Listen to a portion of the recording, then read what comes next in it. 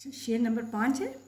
वो क्या चीज़ है आह जिसके लिए हर एक चीज़ से दिल उठाकर चले। आ तो कहते हैं फरियाद को, यहाँ उन्होंने महबूब को भी फरियाद कहा है। ठीक है, वो कहते हैं वो क्या चीज़ है आह जिसके लिए हर एक चीज़ दिल से उठाकर चले, यानी हर एक चीज़ से मेरा दिल मायूस हो गया, दिल उचाट हो गया। अब यहाँ पे हम देखते हैं कि मीर की शायरी सोज़ो गुदास की तस्वीर है। इनके गज़ल का अहम मौजू गम है। मीर को ज़िंदगी में गम इश्क के साथ साथ गम रोज़गार भी मिले हैं। कभी फ़िक्र माश, कभी अजीज़ों की बेरुखी, दिल्ली की अफरा तफरी और अपने प्यारों से जुदाई का मर्दाना वार मुकाबला, ये उनकी ज़िंदगी का हिस्सा था। इनके गम रवायती नहीं बल्कि हकीकी हैं, और जब इंसान को गम मिलते हैं तो गम की कैफियत में आह का निकलना एक फितरी अमल है। यानी जब इंसान दुखी होता है तो क्या है, फरियाद निकलती है, आह। इस कैफियत को मीर ने अपने शेर में इस्तेमाल करके गर्दिश ज़माना का इजहार किया है। वो कहते हैं ज़िंदगी ने मुझे परेशानियों के सिवा कुछ न दिया, यहाँ तक कि इश्क ने भी मुझे कहीं का ना छोड़ा। मैंने अपने महबूब से सच्ची मोहब्बत की, लेकिन उससे मेरी मोहब्बत का जवाब मोहब्बत से नहीं दिया। फिर शायद ये भी कहते हैं कि मेरा महबूब हुस्न जमाल का पैकर है, हुस्न जमाल का नमूना है, सर से पाँव तक हुस्न ही हुस्न है। और जब से मैंने अपने महबूब के हुस्न जमाल को देखा तो मैं इस कदर मुतासिर हुआ कि उसके दीदार के बगैर अब दुनिया की किसी चीज़ में कोई लगाव नहीं रहा। दुनिया के तमाम काम मुझसे छूट गए हैं, सिवाय महबूब की मुझे किसी चीज़ में कशिश, कोई खुशी महसूस ही नहीं होती। महबूब के इश्क में खोकर हम क्या है, दुनिया से बेखबर हो गए हैं। महबूब की मोहब्बत में सब कुछ ताल्लुक़ हो गया है। तो वो कहते हैं कि इश्क क्या चीज़ है जिसमें आशिक अपना सब कुछ कुर्बान कर देता है और इंसान को किसी चीज़ का कोई होश नहीं रहता। यानी वो क्या चीज़ है, आह। उन्होंने महबूब को कहा, और महबूब की मोहब्बत में इंसान सब कुछ ख़त्म कर देता है, हर एक चीज़ से बंदे का दिल उचाट हो जाता है। देखिए, आह और वाह, आह जो होती है खुशी के, गम के लिए होता है, और वाह जो होता है वो खुशी के लिए होता है। ठीक है, तो चूँकि मीर की ज़िंदगी तो दुखों से थी, गमों से भरपूर थी, तो इसलिए उनकी शायरी में आह नज़र आती है। तो वो कहते हैं ऐसी क्या चीज़ थी जिसकी वजह से मेरा सब्र करार, मेरा चैन, मेरे सब कुछ ख़त्म हो गया। बहादुर शाह ज़फ़र कहते हैं ले गया छीन के कौन आज तेरा सब्र करार, बेकरारी तुझे है दिल कभी ऐसी तो न थी। समझ आई? अच्छा, अब शेर नंबर 6 की तरफ हम आते हैं। दिखाई दिए यूं कि बेखुद किया, हमें आपसे भी जुदा कर चले। बेखुद करना, बेहोश करना, मदहोश कर देना। यानी इंसान अपना आप किसी खूबसूरत चीज़ को देखता है तो मदहोश हो जाता है, उसकी खूबसूरती में खो जाता है। और बाज़ औक़ात तो इंसान इतना मदहोश हो जाता है कि इंसान को अपनी भी खबर नहीं रहती है। वो कहते हैं ऐसी चीज़ मैंने उसको देखा तो ऐसा मैं बेखुद हुआ कि मैं अपने आप से गुम हो गया, अपने आप से ही बेखबर हो गया। हम बाज़ औक़ात कायनात की चीज़ों को देखते हैं तो हमें अल्लाह ताला की जो है नज़ारे, उसमें अल्लाह ताला की ज़ात के नज़ारे नज़र आते हैं, तो हम उसको देखकर वाह वाह कर उठते हैं और इतने मदहोश होते हैं कि हमें अपनी होश व आवाज़ भी नहीं रहती। तो यहाँ पे शायद महबूब के हवाले से भी बात करते हैं, इश्क़ हकीकी की बात भी कर सकते हैं, इश्क़ मजाजी का जिक्र भी करते हैं। तो हम देखते हैं कि शायर ने यहाँ पे इश्क़ मजाजी की बात करें तो कहते हैं, शायर क्या कहते हैं कि अपने महबूब के हुस्न जमाल और ख़ूबसूरती का जिक्र करते हुए शायर कहते हैं कि मेरा महबूब बेपनाह हुस्न का मालिक है, उसकी हर अदा जो है दिल फरेब है, दिल को भा लेने वाली है।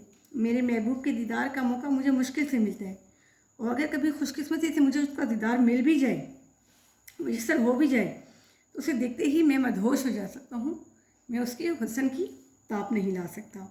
और फिर ऐसी हालत में तो मेरे सोचने समझने की सलाहियत भी ख़त्म हो जाती है, तब हम उससे अपनी मोहब्बत का इज़हार भी नहीं कर सकते। यानी वो महबूब महफिल में आता है, दिल में बहुत सी बातें होती हैं कि मैं महबूब से अपने दिल की बातें करूँगा, लेकिन जब उसके हुस्न और उसकी दिल फरेब अदाओं को देखता हूँ तो क्या होता है, मैं अपनी सलाहियतें ही खो बैठता हूँ, अपने सोचने समझने की मैं बिल्कुल बेखुद हो जाता हूँ। यानी जिस महफिल में उसका दीदार नसीब होता है, मैं उसमें आने का मुद्दा ही भूल जाता है। मेरे होश व आवाज़ उस वक्त बहाल होते हैं जब मेरा महबूब वहाँ से रुखसत हो जाता है। मैंने सोचा था मैं दिल की बातें करूँगा, लेकिन क्या हुआ, जब वो वहाँ से रुखसत हुआ तो तब मुझे याद आया, है ना, जब वो आता है तब नहीं आता।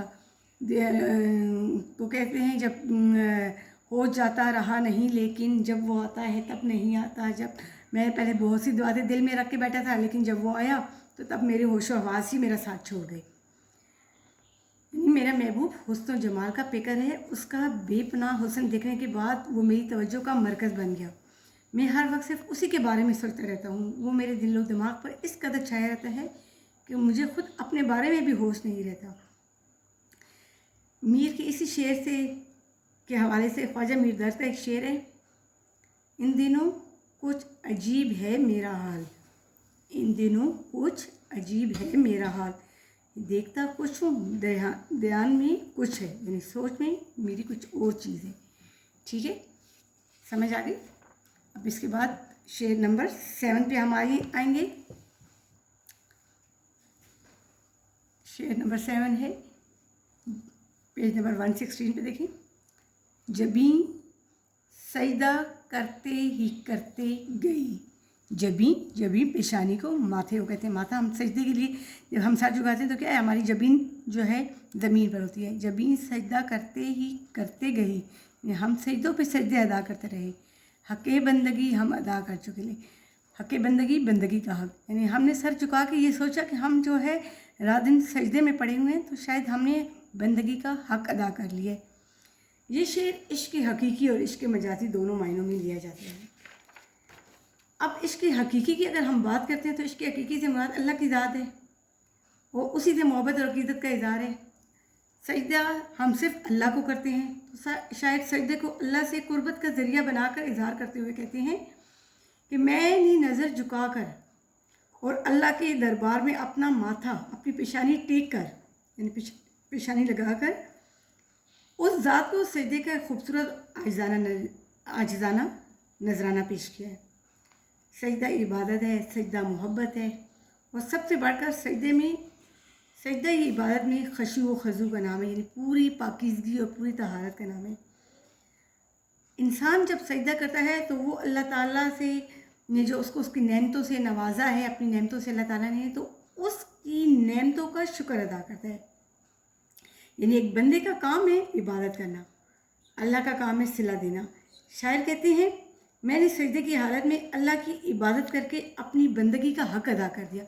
یعنی میرا کام تو سجدہ کرنا تھا, اس کی عبادت کرنا تھا. آگے اس کی مرضی ہے وہ میرے سجدے کو قبول کرتا ہے یا نہیں کرتا. ٹھیک ہے, سمجھ آ رہی ہے. سجدہ کرنا ہمارا فرض ہے. ہم اللہ کی بندگی, اللہ کا شکر ادا کرتے ہیں.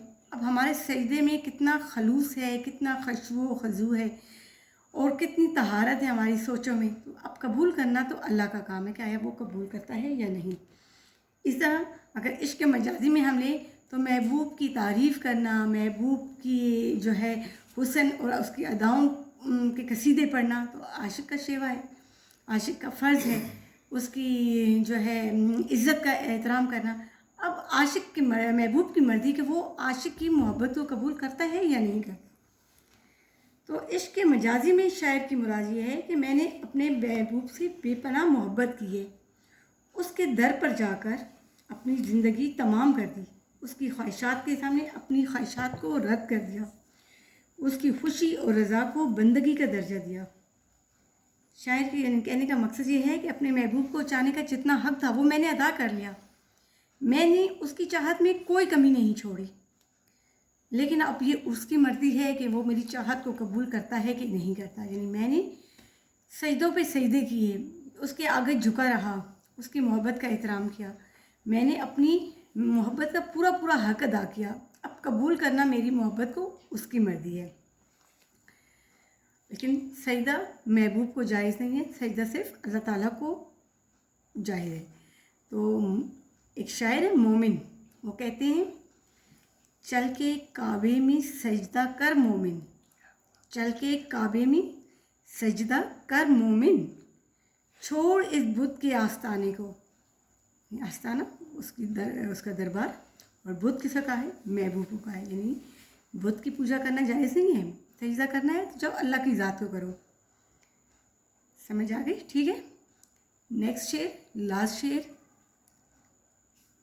کیا کہیں جو پوچھے کوئی ہم سے میر, यहाँ आपको ये भी पता चल गया कि ये जो है कौन सा शेर है, मक्ता का शेर है।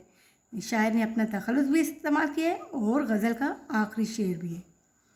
कहें क्या, क्या कहें कहना, क्या जो पूछे कोई हमसे यानी कोई हमसे पूछेगा तो हम क्या कहेंगे, जहाँ में तुम आए थे क्या कर चले, तुम इस दुनिया में किस मकसद के लिए आए थे और क्या करके जा रहे हो, यानी दुनिया में आने का मकसद क्या था और तुमने क्या किया। हमसे लोग पूछेंगे। शम्मा की मानिंद इस बस में चश्मे नाम आए थे, दामन तर कर चले। हम तो शम्मा की तरह आए थे, बस रो रो के वक्त गुजारा और दुनिया से चले गए, अपने दामन को गीला किया और चले गए। हालांकि हम दुनिया में अल्लाह की इबादत के लिए आए थे, मगर हमने क्या किया, दुनिया की इबादत में लग गए। दुनिया को, अल्लाह को छोड़कर दुनिया को पूजा करने लगे। दुनिया में इंसान के आने का मकसद उसकी आजमाइश है, वो अल्लाह की बंदगी करता है या शैतान के बताए हुए रास्ते पर चलता है। इंसान दुनिया में आकर गफलत का शिकार हो जाता है, दुनिया की रंगीनियों में खो जाता है, जबकि इंसान का मकसद हयात अपने रब को राज़ी करना है ताकि अबदी ज़िंदगी में उसे जन्नत इनाम में मिल जाए।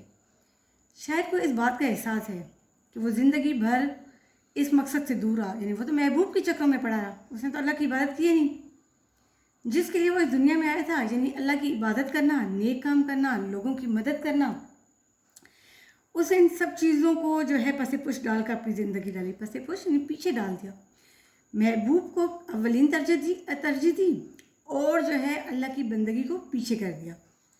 इसलिए वो शेर में कहते हैं कि ए मीर, अगर कोई तुझसे ये पूछ ले कि तू दुनिया में आया था तो तुमने अपनी ज़िंदगी कैसे गुजारी, तो मैं क्या जवाब दूंगा, क्योंकि मैंने तो इस मकसद से ही दूर रहा जो मेरी ज़िंदगी का नज़्ब-ए-ऐन था, जो मेरी ज़िंदगी का मकसद था। मैंने तो सारी ज़िंदगी परेशानियों में, मोहब्बत की नाकामी और तकलीफ़ बर्दाश्त करने में गुजार दी। इश्क और मोहब्बत के चक्रों में पड़ा रहा, गम रोज़गार में पड़ा रहा, अजीज़ों की जुदाई के गम में रोता रहा। मैं तो फ़िक्र माश में रहा, कभी मैंने इस तरफ सोचा ही नहीं कि मेरी ज़िंदगी का मकसद क्या था, मैं दुनिया में किस मकसद के लिए आया था।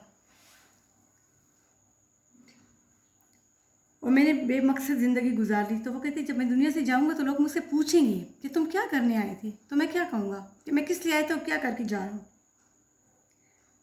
मैं बोलूँगा इसी से दूर रहा असल मुद्दा जो था, इसी से दूर रहा असल मुद्दा जो था, गई ये उम्र अजीज़ आह रायगा मेरी, यानी मैंने उम्र अजीज़ जो थी बेकार में गुजार दी। ठीक है, समझ आ गई।